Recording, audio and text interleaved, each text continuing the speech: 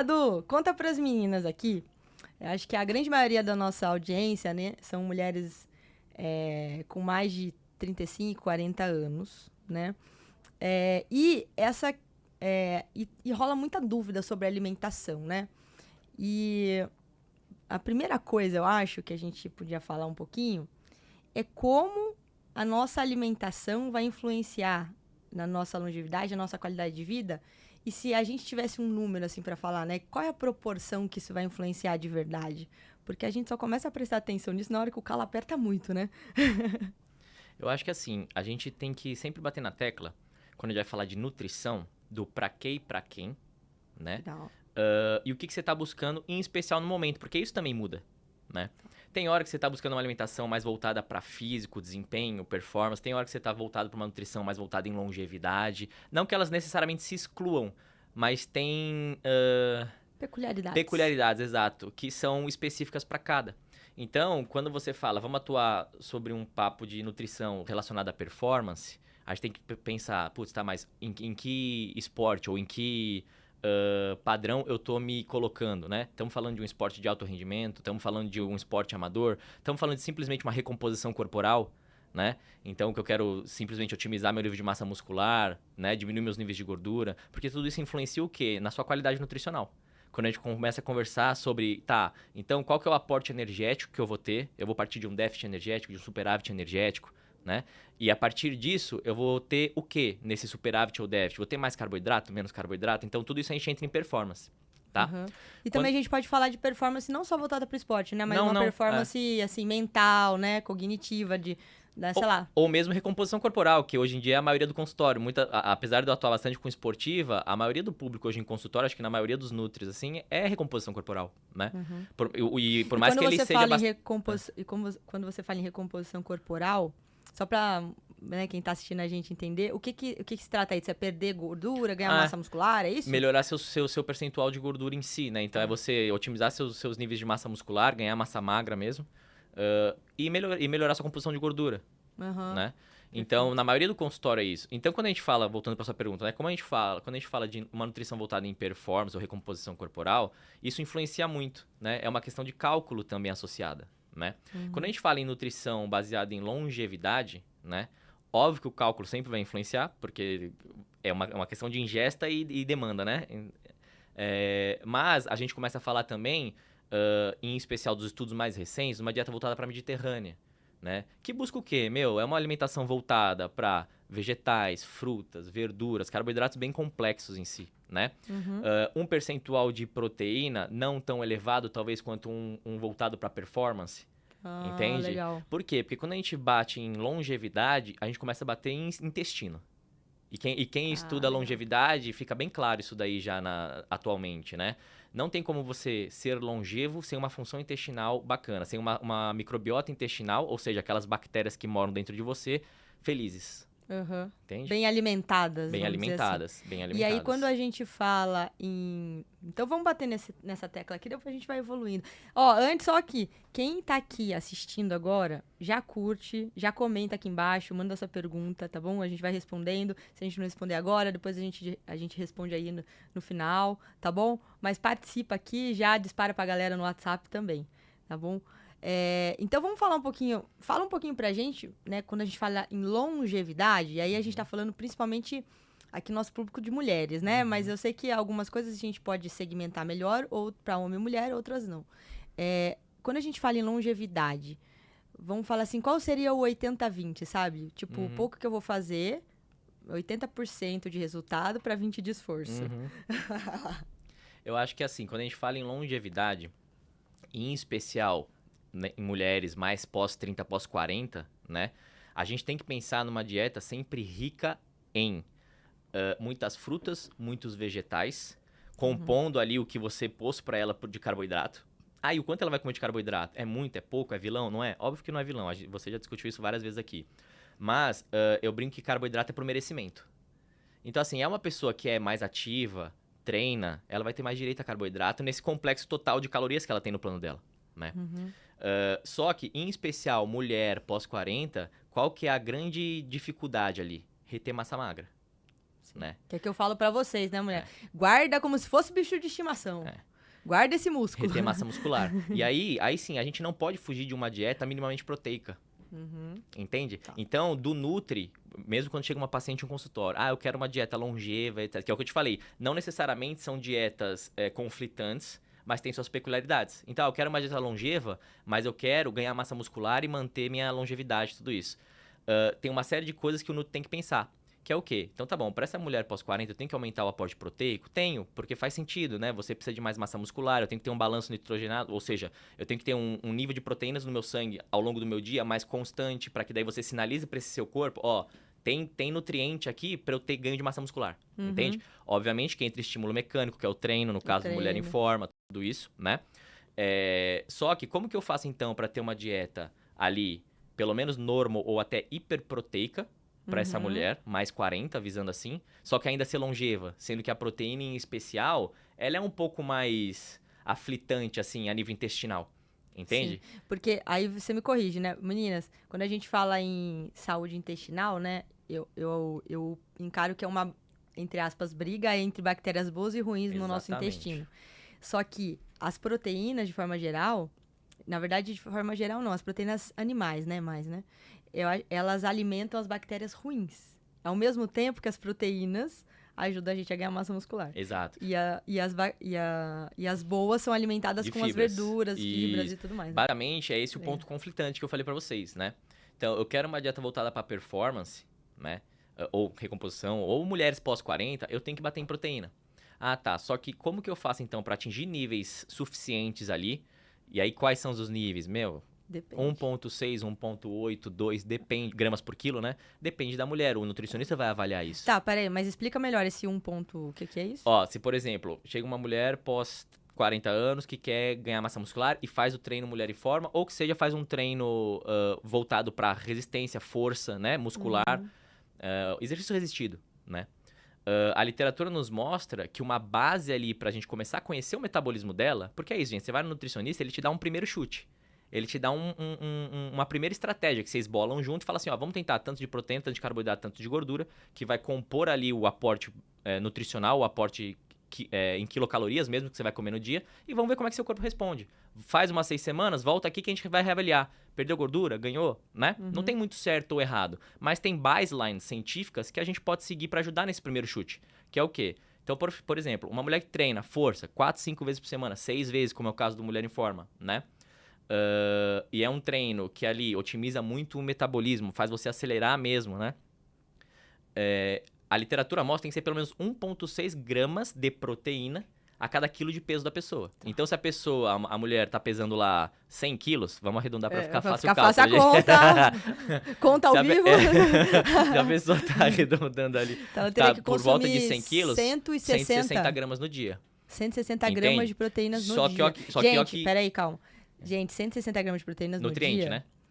Do nutriente, não é tipo 160 gramas de bife. Exato. Tá? É só pra vocês lembrarem então, por disso, exemplo, 100 gramas de um bife, carne, sei lá, frango, que é o mais comum, né? Tem 32 gramas de proteína. Isso aí, tem né? que fazer a regra de Faz 3. Agora você vai usar a regra de 3. Agora pegou. Você achou que você nunca fosse usar na tua vida. Só que, ó, que conflitante, e aí o Nutri tem que atuar com perspicácia, que é o quê?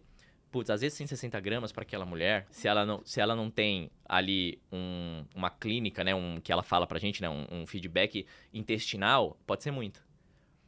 Entende? Então, por isso você tem que ir conhecendo. Por isso que nutrição é cada um. Entende? É individual, é indivíduo, né? Exato. Então, aí, vamos lá, estratégia. Então, para essa mulher, mais que 40 anos, tem que ter um aporte um pouquinho mais elevado de proteína? Tem. Como que eu faço para compensar isso em impacto intestinal, por exemplo? Eu tenho uma regrinha que é minha, tá? Aí não é baseline científica nada, tá, gente? É que eu uso no meu consultório. Na prática mesmo, Na né? prática, Que você eu foi gosto, observando e que funciona. Para cada... Vamos falar de almoço e jantar, vai. Para cada bife que você consumir, tem que ser o dobro em pesagem em vegetais. Então, por exemplo, se o Nutri te passou um bifinho lá de 80 gramas, 160 gramas de vegetal tem que estar no seu prato. Porque eu brinco com exatamente aquela coisa que você falou de composição de microbiota, né? Que é real. Na clínica eu vejo muito isso. Então é assim, tem bactéria que mora na gente? Super, todos, graças a Deus, senão a gente não estaria aqui hoje, entende? Só que são boas e ruins. As boas se alimentam dos aminoácidos das proteínas, em especial animal, porque é mais agressivo? Sim. As más, né? As más, perdão. As más se alimentam As boas é basicamente fibra. Ou seja, é salada, é vegetal, é fruta em especial, né? Tem muita gente que fala assim, alface tem muita fibra. Gente, você comer 1 quilo de alface, não vai ter tanta fibra assim quanto você tá pensando, entende? Um prato cheio, né? É muito mais importante você lotar sua alimentação de frutas. E vegetais, né? Vegetais. Vegetais então, tem bastante entende? também, né? Então, eu gosto dessa regrinha. Me apetece clinicamente. Que é exatamente isso. Então, você vai comer o dobro do que sua microbiota boa precisa para metade do que sua microbiota patógena. Tá, né? 2 para 1, né? 2 para 1. Eu gosto. Obviamente que aí sim, tem também a questão do aporte que você dá. Porque é isso. Que é aporte? O timing, né? Os estudos chamam de nutrient timing, que é o quê? Exatamente o tempo que você oferta de nutrientes. Que é como assim? Então, dentro de um dia. Tá. Então, por exemplo, se você tem lá 160 gramas de proteína para essa mulher X que a gente criou aqui, né? Faz diferença você ofertar 60 gramas dessa proteína no almoço, 60 no jantar e o restante ao longo do dia? Ou você fracionar de um jeito melhor? Para sua microbiota intestinal talvez faça. Entende?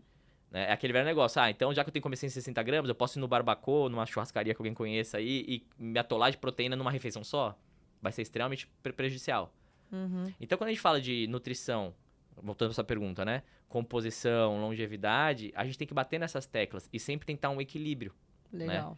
Porque, óbvio, vão ter as pessoas que são 8 ou 80, no sentido, não, é a pessoa que não tem problema intestinal, tá super certa, ela quer uma nutrição totalmente voltada para físico, para performance e tudo mais, que vai ser uma nutrição muito esportiva, entende?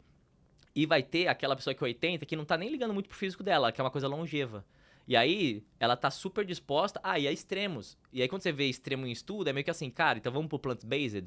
Vamos tirar totalmente proteína animal? Sim, que a gente tem também, né? A gente Então, tem alunas assim. Entende? E aí sim, vamos literalmente tirar totalmente proteína mesmo, tipo assim, diminuir níveis proteicos, realmente Proteína pegar só dos animal. vegetais, então até um veganismo. O que é isso? Não tem certo ou errado na nutrição. O nutricionista vai ter que entender qual que é o seu perfil e atrelar, sim, a melhor estratégia voltada pro seu perfil. Isso. E, obviamente, fazer os cálculos de micronutrientes necessários. Sim. Entende? Sim, perfeito, legal. Deu pra entender? Nossa, aprofundou já isso aqui, hein? E quando a gente fala de emagrecimento, a ideia também é, vamos falar assim, bem parecida com isso, com pequenos detalhes, vamos dizer assim, certo? Sim. Eu gostei disso que você falou, né? Que como que é? Que o carboidrato... É por merecimento. Ele é por merecimento, né? Eu falo muito isso para meus pacientes. Então, quando você fala isso, é assim, é relacionado ao gasto energético do exercício? Não só. Também é o gasto energético do exercício, porque, querendo ou não, a maioria das pessoas em consultório são praticantes de academia, né? Tirando as pessoas que são esportistas, eu corro, eu nado, eu faço triatlo, né? Praticante de academia, a gente é assim, corre, pedala, ou faz a musculação aulinha, tradicional, ou faz uma musculação tradicional, alguma coisa exato. assim.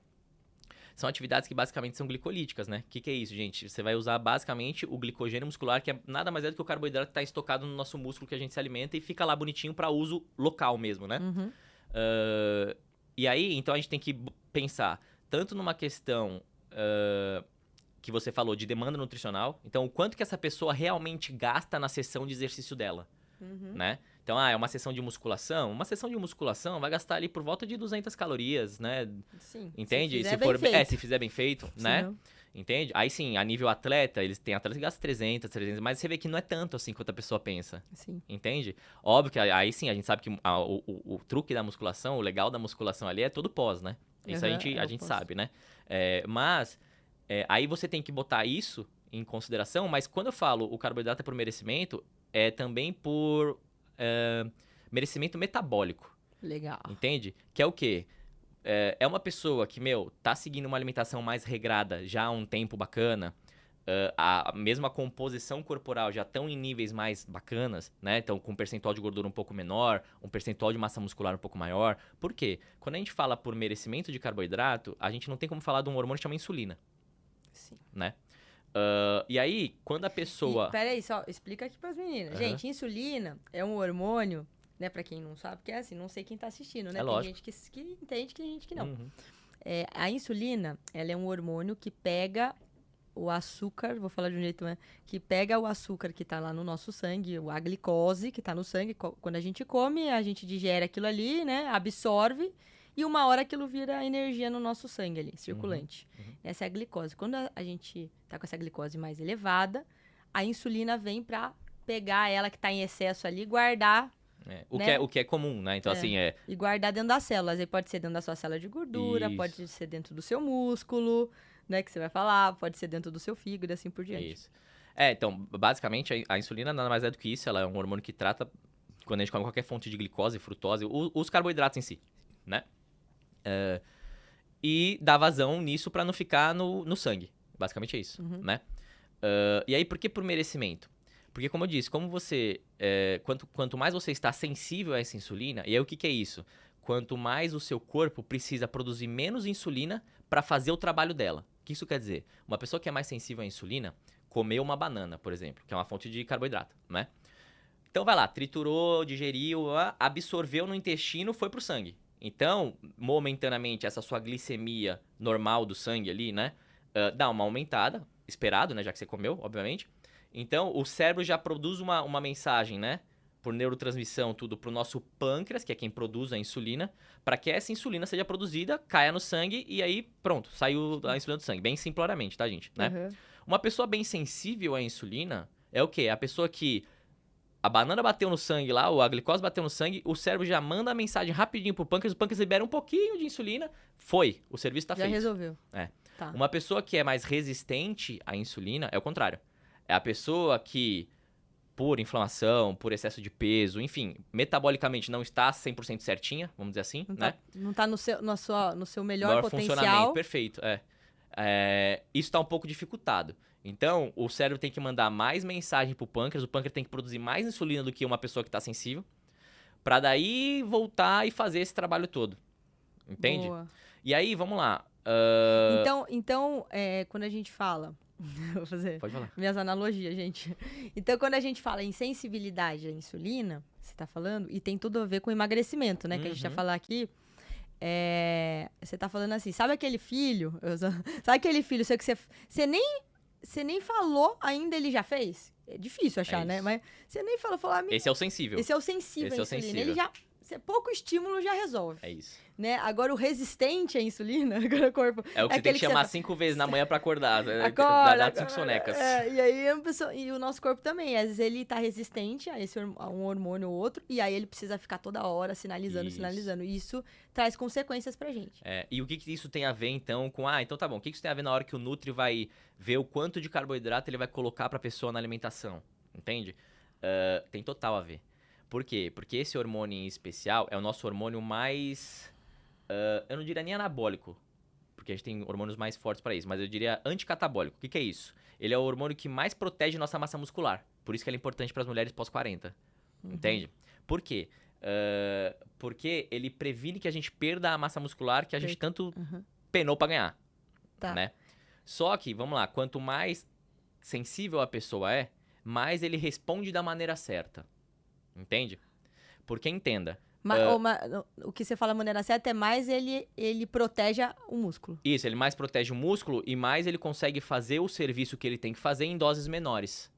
Porque qual que é a grande questão? O pessoal que fala assim, os pessoal que são extremamente, sei lá, contra carboidratos da vida, né?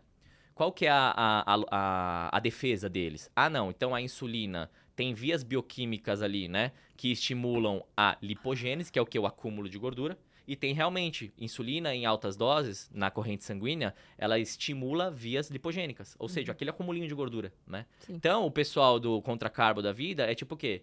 Então tá bom, já que eu tenho uma via bioquímica que estimula isso, eu vou cortar esse hormônio.